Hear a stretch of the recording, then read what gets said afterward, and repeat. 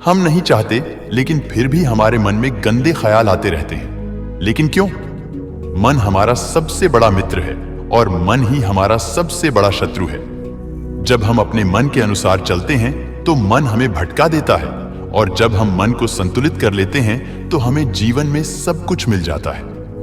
हम अपने मन में आने वाले गंदे विचारों को रोकने की कोशिश करते हैं, लेकिन जितना हम रोकते हैं उतने ही अधिक ये विचार हमारे अंदर प्रवेश करते हैं।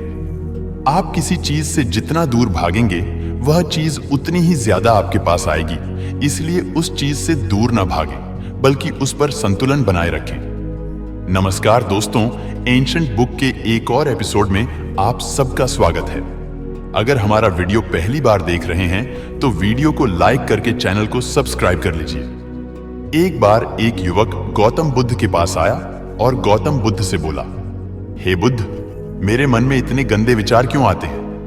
मैं नहीं चाहता कि मेरे मन में गंदे विचार आएं, लेकिन वासना के विचार हमेशा मेरे मन में चलते रहते हैं और मैं उनके बारे में सोच सोचकर बहुत परेशान रहता हूं। ये सब सोचने में मेरी ऊर्जा और समय बर्बाद होता है और इन्हीं सब विचारों के कारण मैं कभी कभी शांत नहीं रह पाता और हमेशा महिलाओं को देखकर मोहित हो जाता हूं और खुद को रोक नहीं पाता।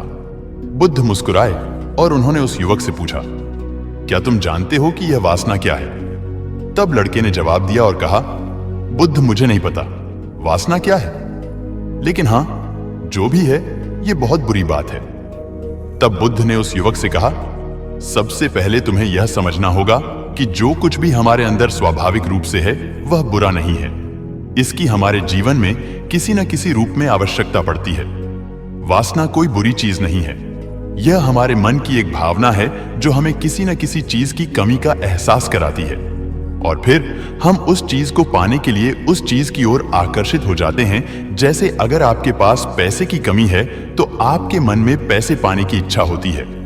इसका मतलब यह नहीं है कि वासना बुरी है, बल्कि यह हमारे मन की एक तरह की जरूरत का एहसास है, और जब यह जरूरत शारीरिक होती है तो हम इसे काम वासना कहते हैं। युवक ने गौतम बुद्ध से कहा, बुद्ध, मैं वासना का अर्थ तो समझ गया, लेकिन आप ही बताइए कि यह कहां से आती है और कैसे आती है? गौतम बुद्ध ने कहा कि वासना कहीं से नहीं आती, यह हमारे अंदर ही है और इसका होना जरूरी है, तभी मानव जाति का विस्तार होगा। युवक ने कहा, जब यह हमारे अंदर है और जरूरी भी है तो लोग इसे गलत क्यों कहते हैं? बुद्ध ने कहा, यही समस्या है। लोगों ने वासना के बारे में गलत सोच रखी है। वे इसे छुपाने और दबाने की कोशिश करते हैं। वासना गलत नहीं है, लेकिन वासना का गलत तरीके से उपयोग करना गलत है। लोग जो पसंद करते हैं उसके लिए जीना शुरू कर देते हैं और हर समय उसी के बारे में सोचते रहते हैं, लेकिन यह सब गलत है। बुद्ध ने युवक से कहा, क्या तुम्हें पता है कि जानवर भी संभोग करते हैं? युवक ने उत्तर दिया, हां, बुद्ध, जानवरों में भी वासना होती है, क्योंकि जानवर भी अपनी पीढ़ी को आगे ले जाएंगे। बुद्ध ने कहा, तो फिर हम जानवरों की वासना को गलत क्यों नहीं कहते? युवक ने कहा, मैं नहीं जानता, महात्मा आप ही बताएं। बुद्ध ने कहा कि जानवर अपनी वासना का उपयोग सुख के लिए नहीं करते। वे अपनी वासना का उपयोग केवल संतान प्राप्ति के लिए करते हैं। प्रकृति ने जानवरों को इतनी समझ नहीं दी है कि वे वासना को अपनी खुशी का आधार बना सके, जबकि मनुष्य अपनी समझ के आधार पर प्रकृति में पाई जाने वाली हर चीज का उपयोग अपनी खुशी के लिए करता है।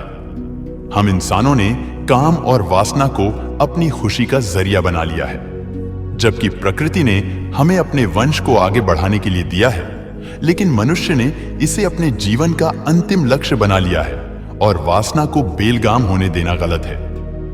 ये हम हावी क्यों हैं? ये बेलगाम क्यों हो जाता है? तब गौतम बुद्ध ने कहा, अब जो मैं तुम्हें बताऊंगा उसे सुनो, ध्यान से सुनो। तुम्हें वासना का पूरा खेल समझ में आ जाएगा। तुम्हें तुम्हारे सभी सवालों के जवाब मिल जाएंगे। तुम्हें बस ध्यान से सुनकर समझना होगा। तब गौतम बुद्ध ने उस युवक से कहा, एक समय की बात है, गुरु और उनके शिष्य एक आश्रम में रहते थे। शिष्य प्रतिदिन दीक्षा लेने के लिए आश्रम से बाहर गांव में जाते थे। जो शिष्य भिक्षा लेने के लिए गांव में जाता था, रास्ते में एक नदी पड़ती थी, जिससे होकर वह प्रतिदिन भिक्षा लेने के लिए जाता था। एक दिन उसने एक लड़के को पेड़ के पीछे छुपे हुए देखा। वह लड़के के पास गया और पूछा, भाई तुम इस पेड़ के पीछे छिपकर क्या देख रहे हो? लड़के ने कहा, अरे क्या तुम्हें वह नहीं दिख रहा जो मैं देख रहा हूं? उसकी नजर नदी पर पड़ी तो वहां कुछ लड़कियां पानी भर रही थीं। लड़कियां 14-15 साल की होंगी। तब शिष्य ने लड़के से कहा, अरे भाई वहां तो लड़कियां पानी भर रही हैं, इसमें छिपने की क्या बात है? तभी लड़का शिष्य की ओर देखता है और उससे कहता है, अरे मूर्ख, क्या तुम देख नहीं सकते कि मैं क्या कर रहा हूं? वे परियां नदी से पानी कैसे खींच रही हैं? जरा उसके भावों को देखो, उसके कोमल शरीर को देखो। बर्तन उठाते समय उसकी पतली कमर कैसे लचकती है और उसके बाल उसकी कमर पर ऐसे लहरा रहे हैं मानो सुंदरता बिखरी हुई हो। शिष्य फिर से नदी की ओर देखता है और इस बार वह देखता ही रह जाता है।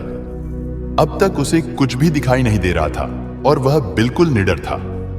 उसे किसी बात का डर नहीं था, लेकिन अब वह छिपने लगा और उन लड़कियों को ऐसे देखने लगा जैसे उसने कोई अपराध किया हो।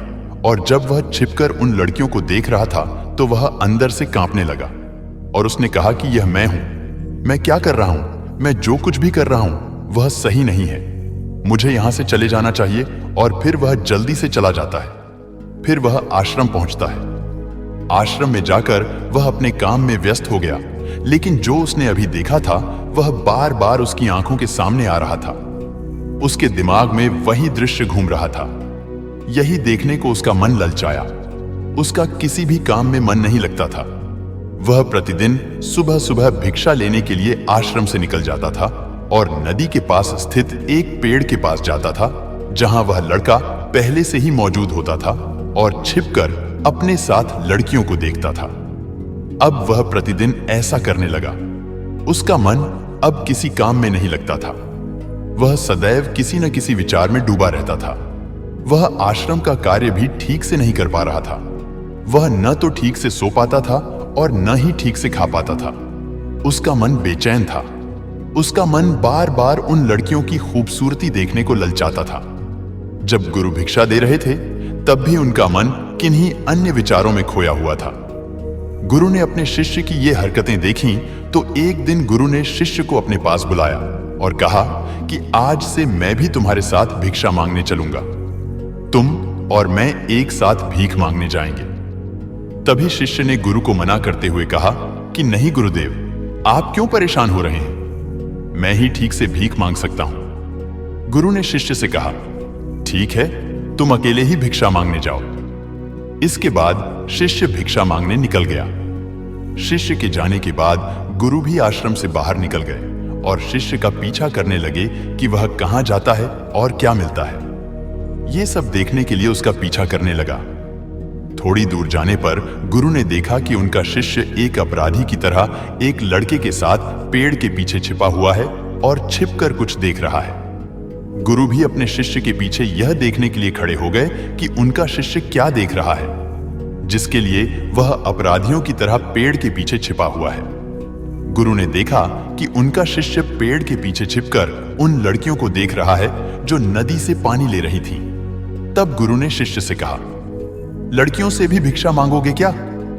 गुरु की आवाज सुनकर शिष्य का मन घबरा गया और उसे पसीना आने लगा। वह ऐसे कांप रहा था जैसे किसी चोर को पकड़ते समय उसने रंगे हाथ पकड़ लिया हो। उनकी हालत खराब हो गई। वह कुछ भी बोलने में असमर्थ था। शिष्य के साथ जो लड़का था वह भाग गया, जिससे शिष्य और भी घबरा गया। उसके मुंह से केवल कुछ टूटे फूटे शब्द ही निकल रहे थे। वह अपने अध्यापक से आंख मिलाने का भी साहस नहीं कर पाता था। गुरु ने शिष्य की ओर देखकर कहा, मेरा शिष्य निडर है, वह किसी चीज से नहीं डरता, लेकिन यह क्या है? तुम डर के मारे कांप रहे हो। शिष्य ने गुरु से कहा, मुझे माफ कर दीजिए, इसमें मेरी कोई गलती नहीं है। उस आदमी ने मुझे धोखा दिया, लेकिन मैं तुमसे वादा करता हूं कि आज के बाद मैं ऐसा दोबारा कभी नहीं करूंगा। क्षमा चाहता हूं।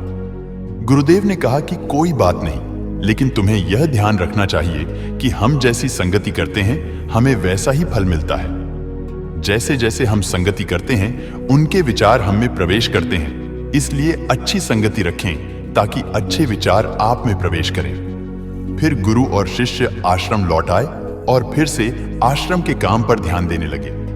वह उस रास्ते को छोड़कर दूसरे रास्ते से जाने लगा। वह अपना कार्य सावधानी से करता था, लेकिन धीरे धीरे उसके अंदर क्रोध उत्पन्न हो गया और फिर वह अन्य शिष्यों पर क्रोध करने लगा और बेचैन रहने लगा। अब वह ठीक समय पर भोजन भी नहीं करता था। एक रात गुरु शिष्य के पास आए और उससे बोले कि तुमने मुझसे वादा किया था कि तुम अपने मन को वश में रखोगे। आपने अब तक कितनी बार अपना वादा तोड़ा है? यह सुनकर शिष्य अपने गुरु के चरणों में गिर पड़ा और रोने लगा। उसने रोते हुए गुरु से कहा कि गुरुदेव, मैं कई बार अपना वादा तोड़ चुका हूं, फिर वादा करता हूं, लेकिन हर बार मैं अपना वादा तोड़ देता हूं। यह बिल्कुल भी मेरे वश में नहीं है। मैं अपने मन से सभी बुरे विचारों को बाहर निकालने की बहुत कोशिश करता हूं, लेकिन चाहकर भी मैं ऐसा नहीं कर पाता। तब गुरु ने शिष्य से कहा, मेरे साथ आओ। गुरु शिष्य को आश्रम के बगीचे में ले गए और शिष्य से कहा, देखो, यहां कुछ नाले हैं जिनसे होकर नदी का पानी इन पौधों में आ रहा है और यह पानी लगातार बह रहा है। क्या आप इस पानी का बहाव रोक सकते हैं? शिष्य ने कहा, हां गुरुदेव, मैं इस प्रवाह को रोक सकता हूं। तब शिष्य ने मिट्टी उठाकर उस नाले के किनारे डाल दी। वह पानी थोड़ी देर के लिए रुका और फिर थोड़ी देर बाद उस रेत के ऊपर से पानी आने लगा। गुरु ने शिष्य से कहा, यह क्या है? यह पानी रुका ही नहीं। उसने फिर कुछ कंकड़ उठाए और नाली में फेंक दिए और फिर पानी थोड़ी देर के लिए रुक गया। लेकिन फिर कुछ देर बाद उन कंकड़ पत्थरों के ऊपर से पानी निकलने लगा। गुरु ने कहा, शिष्य, क्या हुआ? पानी फिर आ गया है। आप कह रहे थे कि रोकेंगे। क्या हम किसी चीज को पूरी तरह से रोक सकते हैं? तब शिष्य ने कहा, कोई बात नहीं गुरुदेव, मैं इसे रोक दूंगा और तुम्हें दिखाऊंगा।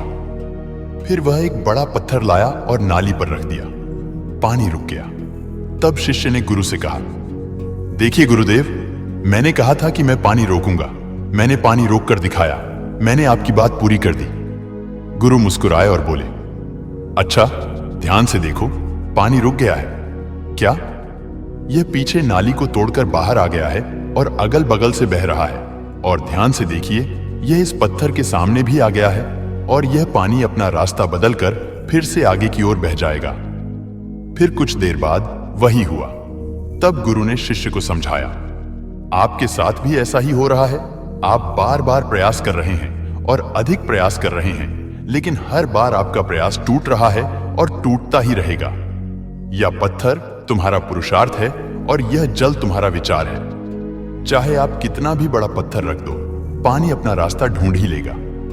यह देखकर शिष्य ने पूछा, हे गुरुदेव, क्या कोई रास्ता नहीं है जिससे मैं गंदे विचारों से बाहर निकल सकूं? गुरु ने कहा, एक रास्ता है। यह पानी जिस नदी से आ रहा है, आप केवल वहां से इस पानी का मार्ग बदल सकते हैं। गुरु शिष्य को एक नदी के पास ले गए जहां से पानी उस बगीचे में आ रहा था। गुरु ने शिष्य से कहा, इस नदी से पानी जा रहा है जहां से बगीचे में पानी जा रहा है। अगर हम उसका रास्ता रोक दें तो क्या हम पानी नहीं रोक सकते? शिष्य ने कहा, हां गुरुदेव, ऐसा अवश्य हो सकता है।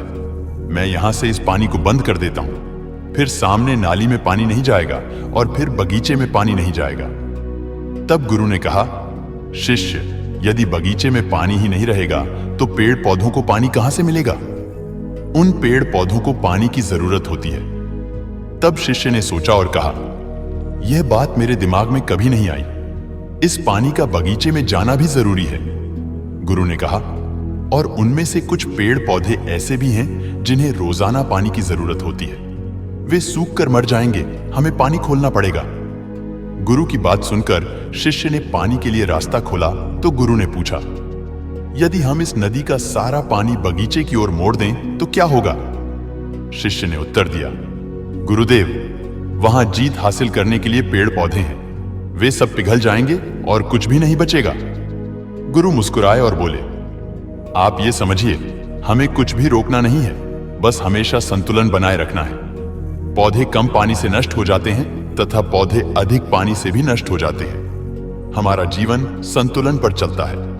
गुरु ने शिष्य से कहा, अगर मैं तुम्हें आम के बारे में कुछ ऐसा बताऊं जो तुम्हें नहीं सोचना चाहिए, तो तुम्हारे दिमाग में सबसे पहले किसकी तस्वीर आएगी?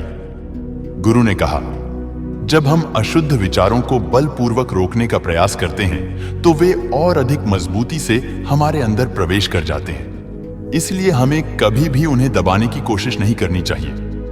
बुरे लोगों की संगति के कारण भी हमारे मन में गंदे विचार आते हैं। कई बार कामुकता हमारे अंदर नहीं होती, लेकिन कुछ अश्लील लोगों के साथ रहने के कारण वह हम पर हावी हो जाती है। तब शिष्य ने कहा, गुरुदेव आप सही कह रहे हैं, मैं रास्ता भटक गया था। तब वह शिष्य उस रात बहुत शांति से सोया। सुबह उसने अपना काम पूरे मन से किया और फिर सुबह वह भिक्षा लेने के लिए उसी रास्ते से चला गया जहां वह लड़का अभी भी पेड़ के पीछे छिपकर उन लड़कियों को देख रहा था। शिष्य उसे नदी पर ले गया जहां लड़कियां पानी भर रही थीं। उन्होंने उन लड़कियों से पानी मांगा और उनमें से एक लड़की ने उन्हें पानी दिया और शिष्य के पैर छुए। शिष्य ने उन्हें आशीर्वाद दिया कि आप स्वस्थ रहें ताकि मानसिकता सकारात्मक ऊर्जा से भर जाए। उसके चेहरे पर ऐसी मुस्कान आ गई मानो उसे कोई खोई हुई चीज वापस मिल गई हो। वह अपने रास्ते पर वापस जाने लगा। तभी पेड़ के पीछे छिपा लड़का पीछे से आया। वह शिष्य के पास आया और बोला कि क्या बात है, आज आपने करीब से देखा है, तुम तो मुझसे भी आगे निकल गए। तब शिष्य ने कहा, हम हमेशा दूसरों को देखने में लगे रहते हैं। किसी ऐसे व्यक्ति को बताएं जो आपको पसंद हो। अगर वह भी तुम्हें पसंद करती है तो शादी कर लो और उससे पहले तुम कुछ बन जाओ। अपने आप को पहचाने, इस तरह अपना समय बर्बाद न करें। फिर वह लड़का उस शिष्य से रोज मिलने लगा और उसने उस लड़के को नदी पर न जाने के लिए प्रेरित किया और फिर वह लड़का अपने जीवन में कुछ बनने के लिए संघर्ष करने लगा। तो देखा आपने संगति का असर क्या होता है। अपनी संगति बदलो, अपने विचार बदलो। गुरु ने शिष्य से पूछा, क्या तुम्हें तुम्हारे सभी प्रश्नों के उत्तर मिल गए? तब शिष्य ने कहा, हां महात्मा जी धन्यवाद। तब गुरु ने शिष्य से कहा कि जब तुम्हारे मन में गंदे विचार आए तो खुद को दोषी मत मानना। यह शरीर है और यह सब इसने हजारों वर्षों से सीखा है। यह सिर्फ आपके सोचने या शपथ लेने से टूटने वाला नहीं है, बल्कि आपके पास वह शक्ति है, वह ऊर्जा है जिसका आपको संतुलन में उपयोग करना है। आप एक जीवित ऊर्जा हैं जो कुछ भी अनुभव करने के लिए स्वतंत्र है। इसलिए आप स्वयं को जानते हैं। इस कहानी से हमें यह सीख मिलती है कि हमारे विचार बहुत महत्वपूर्ण हैं। हमारे विचार ही हमारे भविष्य की दिशा तय करते हैं। हमें अपने मन में पूरी ताकत से सकारात्मक विचारों को अपनाना चाहिए ताकि हम सही दिशा में आगे बढ़ सकें। दोस्तों, आपको यह कहानी कैसी लगी मुझे कमेंट करके जरूर बताएं। अगर अच्छी लगी हो तो वीडियो को लाइक करके चैनल को सब्सक्राइब कर लीजिए। धन्यवाद।